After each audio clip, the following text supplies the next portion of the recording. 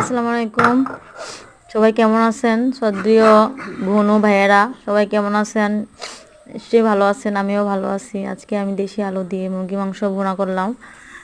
দেশি আলু দিয়ে মুরগি মাংসটা ভুনা করলে ভালো লাগে, খাইতেও খেতে সবাই পছন্দ করে। তো আমি মানে পেঁয়াজ রসুন দিয়ে সব কিছু দিয়ে একসাথে মশলাটা কষিয়ে তারপর মুরগিগুলো দিয়ে আবার কষিয়ে তারপর আলুগুলো দিয়ে দিলাম। সবাই কীরকম পছন্দ করেন আমি জানি না, কিন্তু আমার কাছে চাই ভালো লাগে, আমাদের সবাই পছন্দ করে জিনিসটা।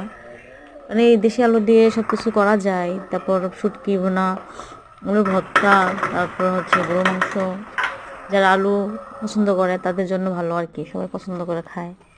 আমাদের এদিকেও আলুটা, আমাদের দেশে আলু করে, আলু চাষ করে, মানুষ চাষ করে এই ছোটো ছোটো আলুগুলা করে চাষ করে, সবাই পছন্দ করে।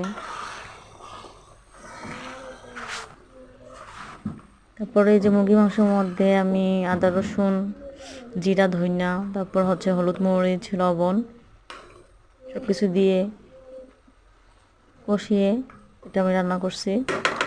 সবার কাছে কীরকম লাগে আমার রান্না আমি জানি না, কিন্তু আমার কাছে ভালো লাগে, তাই আমি অল্প স্বল্প দেওয়ার চেষ্টা করি।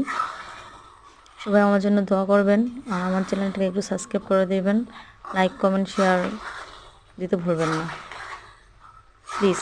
অনুরোধ, আপনাদের কাছে একটাই অনুরোধ, আমার চ্যানেলটাকে একটু সাবস্ক্রাইব করবেন, আমার পাশে থাকবেন। আসসালামু আলাইকুম।